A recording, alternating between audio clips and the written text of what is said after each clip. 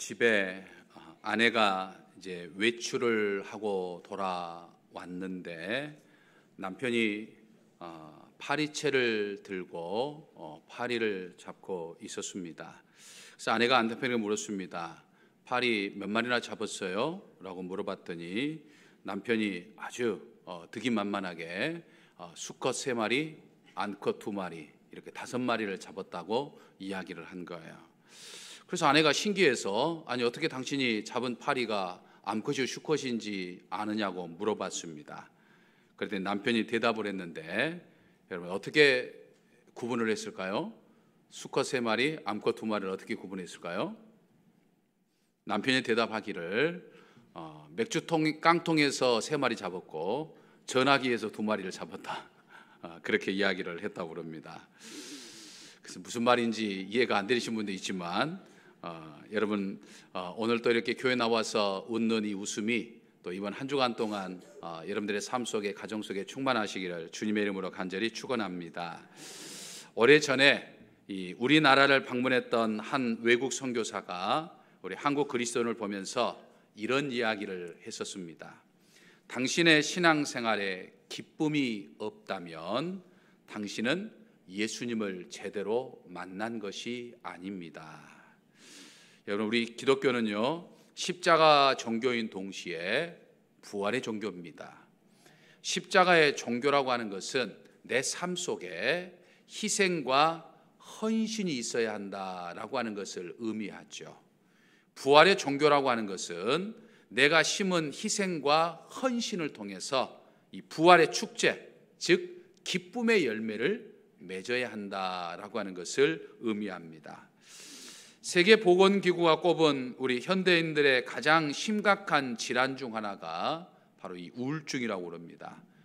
이 지구촌이 과학 문명의 발달과 빠른 변화 속에서 이 사람들의 이 삶의 질은 다양하게 향상이 되었지만 그 반면에 과거에 비해서 이 우울증에 시달리는 사람들이 엄청나게 늘어나고 있다 이렇게 이야기를 합니다.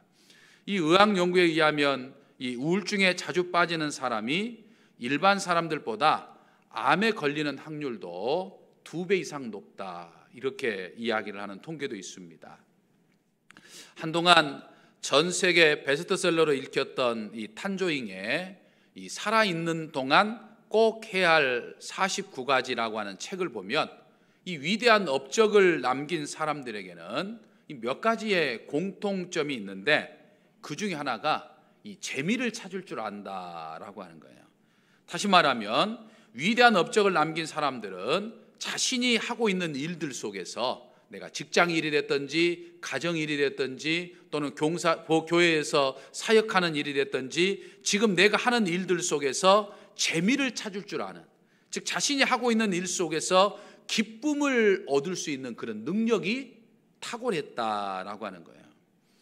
우리 예수님도 짧은 공생애를 보내면서 참 이것저것 분주하게 다니셨고 또 매일 환자라든지 또는 예수님부터 말씀을 듣고자 하는 수많은 사람들이 둘러싸여 있어서 정말 피곤한 일상생활을 보내면서도 우리 예수님은 아주 소소한 이 기쁨과 행복을 누리는 그런 모습을 보여줬죠. 작은 것에도 즐거워하셨고 또 가난한 집에 초라한 잔치집에도 즐겨 가셨습니다. 예수님은 잔치를 즐기면서 많은 사람들과 기쁨을 나누셨던 것을 성경 우리들에게 말씀합니다. 예수님은 바쁘고 분주하게 사셨음에도 불구하고 고달프게 살지 않고 즐겁게 사셨다라고 하는 거죠. 여러분 하나님의 나라는요 기쁨의 나라요 잔치하는 나라입니다. 믿으십니까? 그래서 성경은 즐거워하라 기뻐하라 라고 하는 이 말씀을 수백 번이나 강조하고 있는 것을 볼 수 있습니다. 그러면 저는 우리 정읍제일교회에서 신앙생활하는 우리 정읍제일교회 모든 가족들이 교회에서 신앙생활할 때마다 이 소소한 기쁨을 누렸으면 하는 그런 바람이 간절합니다.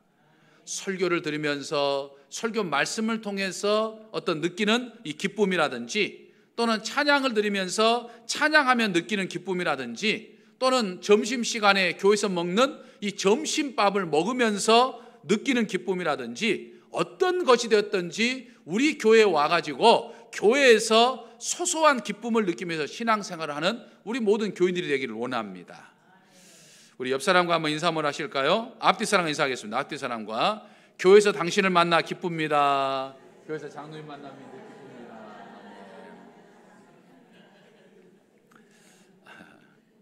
한 통계에 의하면 우리나라 남자의 평균 수명이 77.3세라고 그럽니다. 여자의 평균 수명은 84세라고 이야기를 합니다. 이 통계에 의하면 우리 한국 여성이 한국 남성보다 약 7년을 더 산다라고 하는 거죠. 이렇게 여성이 남성보다 7년이나 더 사는 이유가 뭘까요?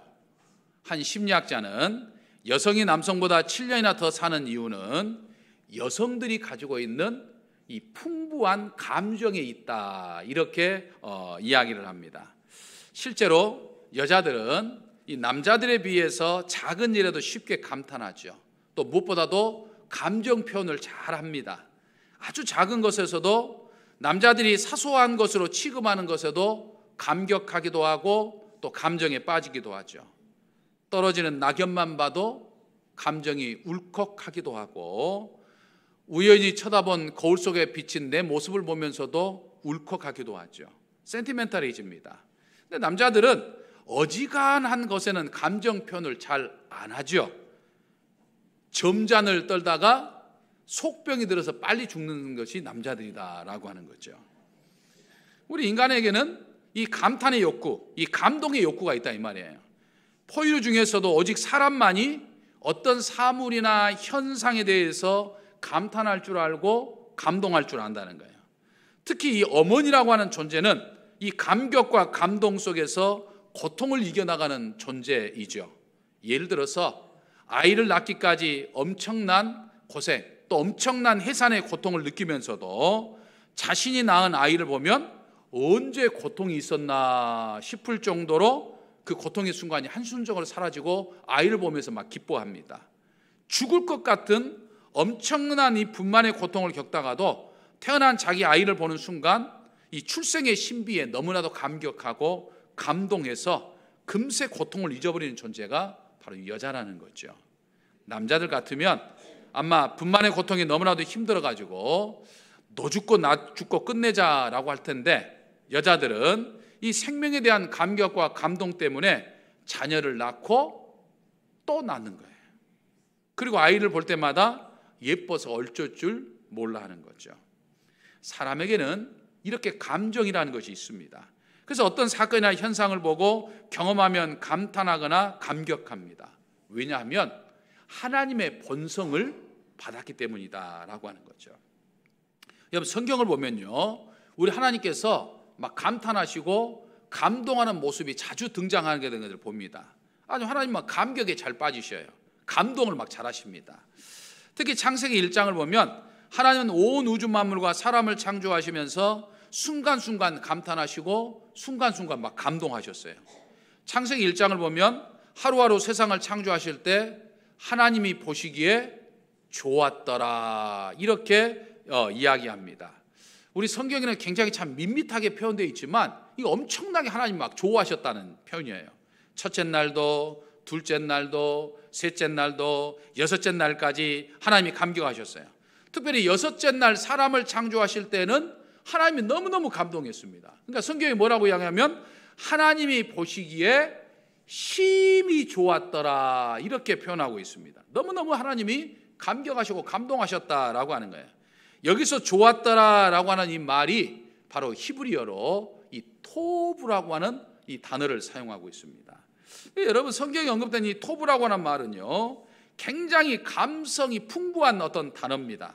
뭐 영어로 하면 수많은 단어로 뭐 wonderful, beautiful, 뭐 fine, joyful, 뭐 cheerful, amazing, 뭐 수많은 단어로 번역할 수 있는 그런 이 토브란 말을 우리나라 말로도 아주 다양하게 번역할 수 있죠. 뭐 놀랍다, 좋다, 아름답다, 훌륭하다, 탁월하다, 복되다, 찬란하다, 뭐 보배롭다, 탐스럽다, 준수하다. 여튼간 뭐 또 뭐가 있겠습니까? 좋은 감정을 드러낼 수 있는 말은 여기 다 들어가 있는 것이 이 토브라고 하는 단어예요.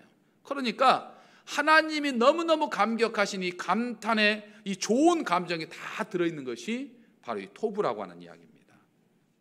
하나님이 창조 마지막 날에 인간을 만드시고 너무너무 흥분된 마음으로 감동하셨다는 이야기예요. 그래서 하나님이 심히 좋았더라, 하나님이 보시기에 심히 좋았더라라고 하는 이야기는 최상급의 표현입니다. 하나님의 기분이 너무너무 최고조로 달한 상태를 이야기하죠. 하나님은 하나님의 형상을 닮은 사람을 보고 너무너무 좋아하셨다는 거예요. 전라도 사투리로 말하면 허벌나게 좋아하셨다는 거예요. 너무 좋아하셨다는 거예요. 그래서 어떤 신학자는 창세기 1장의 결론을 하나님의 셀리브레이션이라고 하는, 축제라고 하는 그런 말을 사용합니다. 이처럼 인간은 하나님이 감탄하시고 감격하신 존재예요. 그저 시시껄렁한 존재가 아니라 이 말이에요. 그저 있으라만한 존재가 아니라 이 말이에요. 하나님이 우리 한 사람 한 사람 보면서 너무너무 좋아하고 감동과 감통하시는 그런 존재라는 거예요. 나도 그렇고 너도 그렇다 이 말이에요. 우리 옆 사람 보시면서 한번 감탄 한번 해보실까요? 우리 옆 사람 보면서. 그래, 우리 찬양대 좀 센스있어. 어우, 뭐 그렇게 감탄하라 해도 우리 잘 못해요. 안 해봤기 때문에. 오늘 시편 8편을 지은 다윗도 감동에 찬 고백을 합니다. 특별히 하나님의 창조와 하나님의 돌보심에 대하여서 정말 이 가슴 터질 듯한 감동을 하고 있어요. 전반부에서는 하나님의 창조의 솜씨를 감탄하고 있고, 후반부에서는 우리 인간을 섬세하게 돌봐주시는 하나님의 은혜에 더욱더 감격하고 감동합니다. 이처럼 다윗은 1절에서 감동으로 시작해가지고 9절까지 감동으로 시편 8편의 끝을 맺고 있는 것을 볼 수 있습니다. 오늘 살아가는 우리 역시 정말 다윗처럼 감동하고 감격하고 감탄해야 할 것이 있다라고 하는 것이요. 무엇일까요? 여러 가지가 있지만은 오늘 본문 말씀을 통해서 다윗이 감격하고 감동한 이 두 가지를 생각해 보도록 하겠습니다. 먼저 다윗은 하나님에 대한 감동과 감격을 가지고 있었다라고 하는 거예요. 그러니까 오늘 우리는 추수감사절을 드리면서 이 하나님에 대한 감동과 감격을 가지고 있어야 된다라고 하는 거예요. 오늘 다윗은 우리가 읽은 시편 8편에서 하나님의 위대하심에 대한 감동과 감격을 하고 있습니다. 가슴 터질 듯이 감격하고 노래하고 있어요. 여호와여, 우리 주여, 주의 이름이 온 땅에 그리 아름다운지요, 주의 영광이 하늘에 가득 덮였습니다 라고 지금 이야기하면서 다윗은 지금 하나님의 높고 위대하심을 마음껏 찬양하고 있어요. 다윗은 시편 8편에서만 하나님께 감격한 거 아닙니다. 그가 기록한 시편 곳곳에 보면 하나님에 대한 감동과 감격을 가지고 하나님을 찬양하고 있는 이 다윗의 모습을 우리는 볼 수 있어요. 다윗의 시편은 온통 감동뿐입니다. 시편 31점 19절을 보면 여호와 우리 주여, 인생에 베푸신 은혜가 어찌 그리 큰지요 라고 이야기합니다.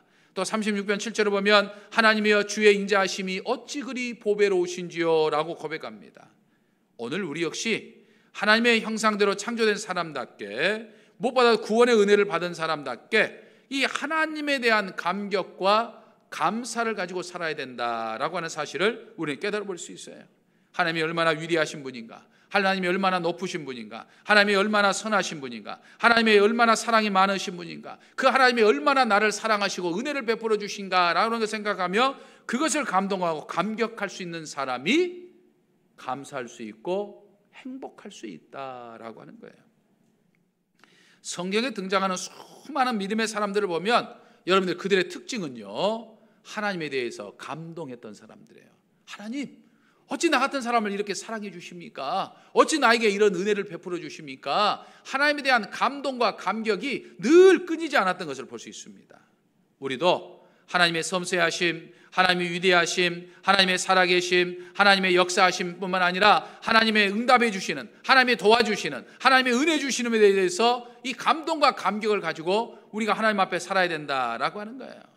내가 신앙생활하면서 이 전능하신 하나님의 은혜에 감동하고 감격하는 만큼 우리는 행복한 삶을 살아갈 수 있고 기쁨의 삶을 살아갈 수 있다라고 하는 거예요. 사도 바울은 예수 그리스도를 만나서 예수님을 증거하는 전도자의 삶을 사는 그 순간부터 오히려 참으로 험난한 삶을 살았습니다.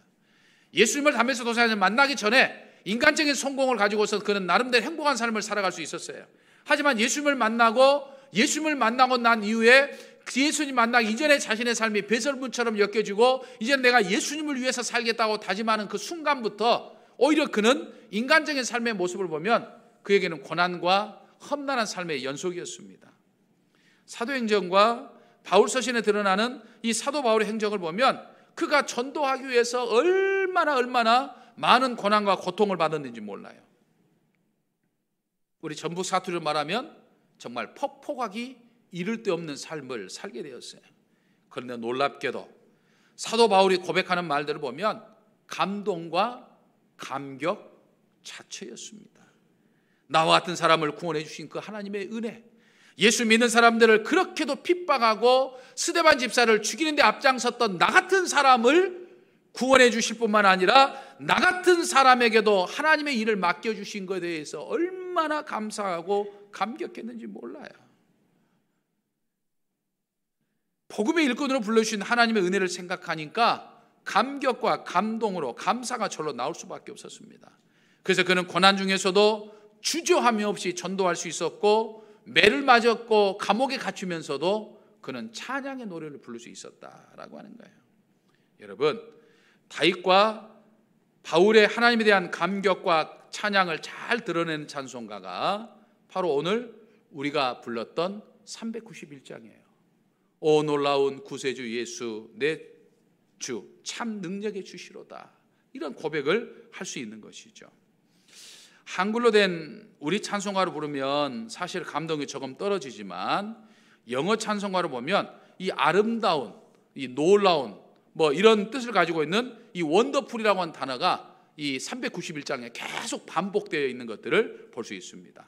온통 이 391장도 감동과 감격으로만 가득 차 있는 모습들을 보면 메마른 땅을 종일 걸어다녀도 피곤치 아니할 감동과 감격이 있는 거예요.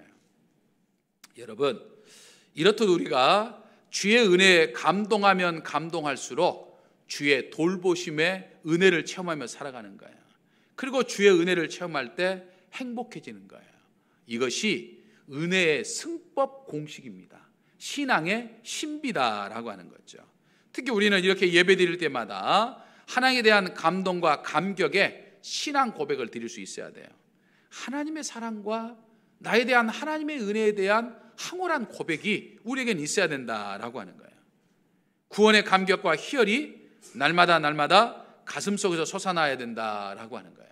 그래서 오늘 우리는 추수감사주를 드리면서 그저 매년 가을에 드리는 결실의 계절에 드리는 추수감사로 끝나는 것이 아니고 여러분들의 마음속에 하나님의 은혜에 대한 감격과 감동이 가득하시기를 주님의 이름으로 간절히 축원합니다. 다음으로 우리는 이 사람에 대한 감동과 감격을 가지고 살아야함을 깨달아 볼 수 있습니다.